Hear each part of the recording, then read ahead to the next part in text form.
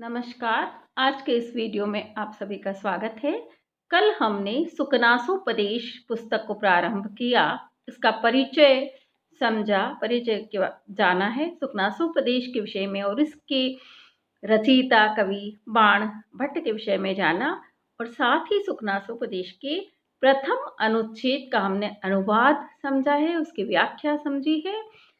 और प्रथम अनुच्छेद में युवा अवस्था से उत्पन्न जो अज्ञान रूपी अंधकार है, लक्ष्मी से उत्पन्न जो अहंकार है, ऐश्वर्य से उत्पन्न जो विवेकहीनता है, सांसारिक विषयों के प्रति व्यक्ति की आसक्ति और उसमें ही तल्लीनता और अनर्थों की जो श्रृंखला है, नूतन यौवन, अद्वितीय सौंदर्य और लोकोत्तर शक्ति से युक्त होना और सुंदर रूप, अद्वितीय सौंदर्य आदि जो अनर्थों की परंपरा बताई गई है उसको हमने जाना है। ये सभी व्यक्ति को विनाश की ओर ढकेलते हैं, व्यक्ति को पतन के गर्त में ले जाते हैं। यहाँ द्वितीय अनुच्छेद में युवा अवस्था के दोषों का कवि ने सुंदर चित्रण किया है। व्यक्ति यौवन में प्रवेश करते ही, चाहे उसने कितने ही शास्त्रों का ज्ञान प्राप्त कर लिया हो और बहुत कुछ विद्वत्ता प्राप्त कर ली हो, अनेक शास्त्रों का अध्ययन कर लिया हो, लेकिन जब तक वो जीवन में अनुभव प्राप्त नहीं करता है तब तक वो भ्रमित होता रहेगा। इसीलिए यहाँ सुकनास ने, अमात्य महामंत्री जो सुकनास है, उन्होंने चंद्रापीड़ को युवा अवस्था से उत्पन्न होने वाली बुराइयों को बताते हुए उसे सतर्क रहने के लिए कहा है। अनुच्छेद इस प्रकार है: यौवन आरंभे च प्रायः शास्त्र जल प्रक्षालन निर्मला अपि कालुष्यम उपयाति बुद्धिः। अनुचित धवलता अपि सराग एव भवति यूनां दृष्टिः। अपहरति च वात्य इव शुष्कपत्रं समुद्भूत रजो भ्रान्तिः। अतिदूरम् आत्म इच्छया यौवन समये पुरुषं प्रकृतिः। इंद्रिय हरिणहारिणी च सतत दुह अन्ता इयम् उपभोग मृग तृष्णिका। नव यौवन कषायित आत्मनश्च सलिलानि इव तानि एव विषय स्वरूपाणि आस्वाद्यमानानि मधुरतराणि आपतन्ति मनसः। नाशयति च दिग्मोह इव उन्मार्ग प्रवर्तकः पुरुषम् अति आसंगो विषयेषु। भवादृशा एव भवन्ति भाजनानि उपदेशानाम्। अपगतमलेहि मनसि स्फटिकमणौ इव रजनीकरगभस्तयो विशन्ति सुखेन उपदेश गुणाः। यौवन आरंभिच और युवा अवस्था के प्रारंभ में प्राय शास्त्र जल प्रक्षालन निर्मला अपि शास्त्र रूपी जल के प्रक्षालन से, शास्त्र रूपी जल से धुली हुई होने से, निर्मला अपि निर्मल भी, स्वच्छ भी, बुद्धि कालुष्यम उपयाति मलिनता को प्राप्त हो जाती है, कालुष्य को प्राप्त हो जाती है। यहाँ इस पंक्ति में विरोधाभास अलंकार है और शास्त्र रूपी जल रूपक अलंकार है। यह बताया कि शास्त्र रूपी जल से प्रक्षालित होने पर, धुली हुई होने पर, निर्मला अपि निर्मल हुई, साफ हुई, स्वच्छ हुई बुद्धि भी कालुष्यम उपयाति मलिनता को प्राप्त हो जाती है। तो जो स्वच्छ है वो मलिन कैसे हो सकती है? तो इस विरोध का परिहार इस प्रकार से होता है कि शास्त्र रूपी जल से धुली हुई, प्रक्षालित हुई, निर्मल भी बुद्धि, स्वच्छ भी बुद्धि कालुष्यम उपयाति,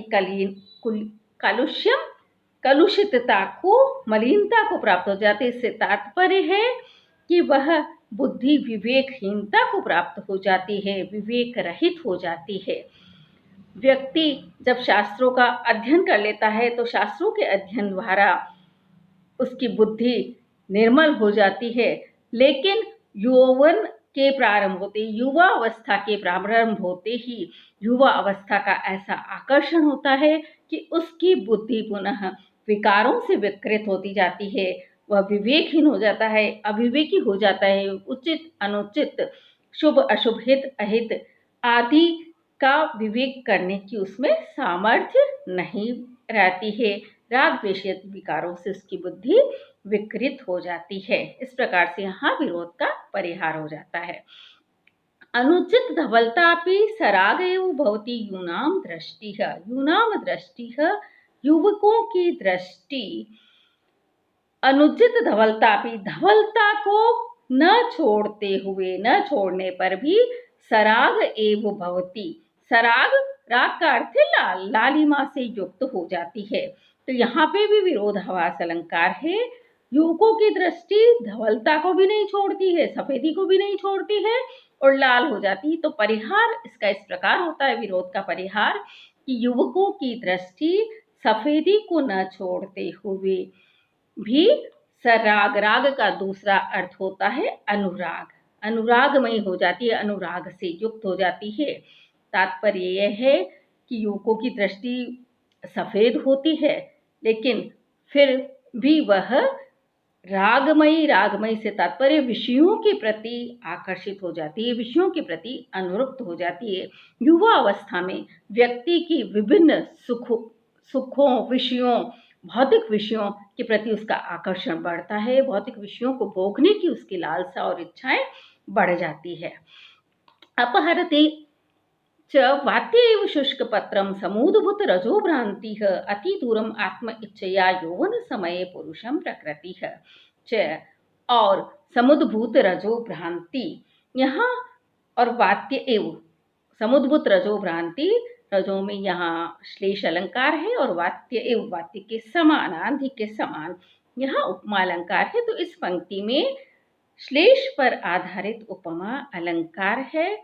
समुद्भूत रजो भ्रांति, इसका अर्थ है समुद्भूत मतलब उठती हुई, उठी हुई, रज का अर्थ है धूली, धूलियों के भ्रांति यानी भ्रमण, चक्कर से युक्त, वात्य का अर्थ है आंधी, तो उठी हुई धूलियों के बवंडर या धूलियों के भ्रमण या चक्कर से युक्त आंधी जिस प्रकार शुष्क पत्रम, सूखे पत्ते को आत्म इच्छया, अपनी इच्छा अनुसार, बिना किसी बाधा के, बिना किसी रुकावट के, अति दूरम अपहरति, बहुत दूर तक ले जाती है, उसी प्रकार समुद्भूत रजोभ्रांति का दूसरा अर्थ है, समुद्भूत मतलब उत्पन्न हुए, समुत्पन्न या उद्भव हुए, उत्पन्न हुए, रज का अर्थ है रजोगुण, तीन गुण माने गए, सत्व गुण, रजस गुण और तमस गुण। तो यहाँ कहा गया है कि समुद्भूत उत्पन्न हुए रजोगुण से युक्त, भ्रांति, भ्रांति का अर्थ या भ्रमित, भ्रम से युक्त हुआ, भ्रांति से युक्त प्रकृति, प्रकृति यानी स्वभाव, पुरुषम, पुरुष को यौवन समय, युवा काल में, यौवन काल में, अति दूरम, अत्यधिक दूर, अत्यधिक दूर से तात्पर्य जो विषय उसने सोचे भी नहीं हैं, ऐसे अचिंत्य विषयों की ओर, या जो विषयों को, जिन सुखोपभोगों को वो प्राप्त नहीं कर सकता है, ऐसे सुखोपभोगों की और आत्म इच्छया, स्वेच्छानुसार, अपनी इच्छा के अनुसार अपहरति, ले जाता है। तात्पर्य यह है कि जैसे आंधी जब चलती है तो धूली उड़ती है, धूल उड़ती है और एक बवंडर सा बना देती है और उसमें सूखे पत्तों को वो आंधी उस धूल के साथ उड़ाकर कहीं बहुत दूर ले जाती है। इसी प्रकार से युवा अवस्था में पुरुष की जो प्रकृति होती है, पुरुष का जो स्वभाव होता है, वह स्वभाव ही पुरुष को युवा अवस्था में रजस गुण व्यक्ति का अत्यधिक तीव्र हो जाता है, तेज हो जाता है, रजोगुण की प्रबलता हो जाती है और इसीलिए व्यक्ति विविध विषयों, सुखोपभोगों की ओर भागता है, उनकी और उसका आकर्षण बढ़ता जाता है, उन्हें प्राप्त करने की वो लालसा करता है। क्या उचित है, क्या अनुचित है, ये उसे समझ में नहीं आता और रजोगुण के उत्पन्न होने के कारण ही और यौवन के कारण ही उसका जो स्वभाव है वो भ्रमित हो जाता है, उसकी प्रकृति है वो भ्रमयुक्त हो जाती है और अचिंत्य विषयों को पाने की वो बहुत अधिक चेष्टा करता है, लालसा करता है। इंद्रिय हरिण हारिणी च सतत दुहंता यम उपभोग मृग तृष्णिका। इंद्रिय हरिण हारिणी, यहाँ पर भी रूपक अलंकार है। इंद्रिय रूपी हरिणों को खींच कर ले जाने वाली, इंद्रिय रूपी हरिणों को आकर्षित करने वाली, सतत दुहंता, सतत सदैव, दुहंता दुखद अंत वाली, बुरे अंत वाली, निरंतर कष्टदायी अंत वाली, यम उपभोग मृग तृष्णिका, यह उपभोग रूपी मृग तृष्णा है। यहाँ ये बताया है कि सांसारिक विषय सुखों को, सांसारिक पदार्थों को भोगने की जो मृग तृष्णा है, वह इंद्रिय रूपी हरिणों को अपनी ओर आकर्षित करती है और सदैव अंत में दुखदायिनी होती है। यह मृग तृष्णा का तात्पर्य है कि जैसे मरुस्थल में सूखी किरणें, सूर्य की किरणें जब रेत पर या बालू कणों पर गिरती है तो हरिणों को दूर से ही वहां जल का आभास होता है और हरिण जल समझकर, उन बालू कणों को जल समझकर और वहां पानी की लालसा करता हुआ, इच्छा करता हुआ दौड़ता रहता है, और लेकिन उसे वहां पानी प्राप्त नहीं होता है और प्यासा रहता हुआ ही वो अपने प्राण गंवा देता है। इसी प्रकार यौवन में, युवा अवस्था में व्यक्ति की जो इंद्रियां हैं वो विभिन्न, जैसे स्त्री, पुत्र, पत्नी, मकान आदि विभिन्न सांसारिक भोगों को भोगने की इच्छा करती है और उन्हीं सांसारिक भोगों को पाने के लिए प्रयासरत रहती है, लगी रहती है, और अंत में ये सांसारिक भोग सारे ही व्यक्ति को विनाश के गर्त में ले जाते, विनाश की ओर ढकेल देते हैं और सारे ही सांसारिक भोग सदैव ही परिणाम में दुखदायी होते हैं, कष्टदायी होते हैं। नवयौवन कषायित आत्मनश्च सलिलानि इव तानि एव विशेष रूपाणि आस्वाद्यमानानि मधुरतराणि आपतन्ति मनसः। नवयौवन, नवीन यौवन से, कषायित, कशेले हुए, आत्मन अर्थात अंतःकरण वाले, मनसः व्यक्ति के मन को, तानि एव विषय स्वरूपाणि, वे ही विषय स्वरूप, वे ही विषय भोग, वे ही सांसारिक विषय और पदार्थ, सलिलानी एवं जल के समान, यहाँ पर भी उपमा अलंकार है, जल की तरह, आस्वाद्यमानानि आस्वादित किए जाते हुए, भोग किए जाते हुए, मधुरतराणि आपतन्ति और अधिक मधुर लगते हैं। यहाँ कवि ने यह बताया है कि जैसे आंवला, हरड़ आदि जो कशेले पदार्थ थे उनका सेवन व्यक्ति कर ले और उसके ऊपर यदि वो जल का पान कर लेता है, पानी पी लेता है, तो पानी उससे मीठा लगता है। वास्तव में पानी वैसा मीठा नहीं होता है, लेकिन कशेले पदार्थों पर पानी पीने से पानी मीठा लगता है। वैसे ही जो सांसारिक भौतिक पदार्थ है, स्त्री, पुत्र, मकान, धन आदि, वे वास्तव में मीठे नहीं हैं, कटु अंत वाले हैं, दुखदायी अंत वाले हैं, व्यक्ति का विनाश करने वाले, पतन करने वाले, लेकिन फिर भी वे सांसारिक भोग पदार्थ ही व्यक्ति को और अधिक मधुर लगते हैं, मीठे लगते हैं, वो उनकी ओर बहुत अधिक आकर्षित होता है, उनको पाने की चेष्टा करता है। नाशयति च दिग्मोह इव उन्मार्ग प्रवर्तकः, नाशयति च, और उन्मार्ग प्रवर्तक, गलत मार्ग की ओर ले जाने वाले, दिग्मोह दिशा भ्रम के समान, अत्यासंगो विषयेषु पुरुषम, विषयेषु विषयों में, अत्यासंगो अत्यधिक आसक्ति, पुरुषम पुरुष को, उन्मार्ग प्रवर्तक कुमार्ग की ओर ले जाती है, बुरे मार्ग की ओर, गलत मार्ग की ओर ले जाती है। जैसे दिशा भ्रम व्यक्ति को भटका देता है, रास्ते से भटका देता है, उससे कुमार्ग की ओर ले जाता है, अनुचित मार्ग की ओर ले जाता है।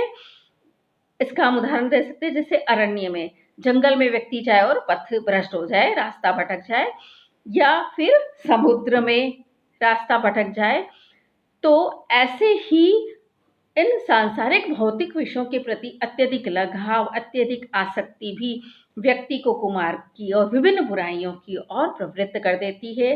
जैसे द्युत क्रीड़ा है, मदिरापान है, चोरी है आदि विभिन्न बुराइयों की ओर ले जाती है और उसका पतन कर देती है।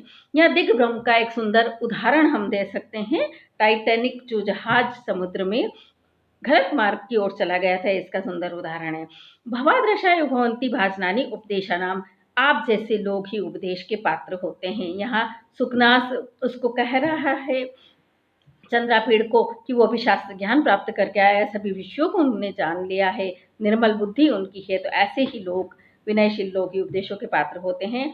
अपगत मले ही मनसी स्फटिक मणौ इव रजनीकर्गभस्तय विशन्ति सुखेन उपदेश गुणाः ही, क्योंकि स्फटिक मणौ इव अपगत मले, अपगत मतलब मले मतलब स्वच्छ निर्मल स्फटिक मणि में रजनीकर गभस्तय, रजनीकर अर्थात चंद्रमा की गभस्तः किरणें सुखेन आसानी से सरलता से विशंति प्रवेश कर जाती है, उसी प्रकार से अपगत मले मनसी निर्मल मन में अर्थात राग द्वेषादि विकारों से रहित स्वस्थ मन में, स्वच्छ मन में, पवित्र मन में उपदेश गुणा, उपदेश के गुण सुखेन विशंति सरलता से प्रविष्ट कर जाते हैं। जिनका मन विकारों से रहित है, जिनका चित्त विकृतियों से रहित है, ऐसे पवित्र चित्त वाले व्यक्ति उपदेश के गुणों को सहजता से ग्रहण कर लेते हैं। यह कहकर सुकनाश ने यहाँ चंद्रापीड़ की प्रशंसा की है। साथ ही स्फटिक मणौ इव उपमा अलंकार यहाँ है। इस प्रकार से इस अनुच्छेद में हमने यौवन की बुराइयों और यौवन के दोषों को समझा है, पढ़ा है। प्रिय विद्यार्थियों, यह जो अनुच्छेद है इसमें कवि ने अलंकारों का सृजन कर सुंदर अलंकृत भाषा का कवि ने यहाँ प्रयोग किया है। आप सभी से अनुरोध है कि इस चैनल को SMMA04 डॉक्टर सरोज मेहता, इस चैनल को लाल सब्सक्राइब जो लिखा हुआ आता है उस पर क्लिक करके अवश्य सब्सक्राइब कीजिए और मेरे इस वीडियो को अवश्य लाइक कीजिए। साथ ही इसका अध्ययन करते हुए ध्यान रखिए कि प्रतियोगी परीक्षाओं में इससे संबंधित विभिन्न प्रश्न पूछे जाते हैं और दूसरों को भी इसे शेयर करिए। धन्यवाद।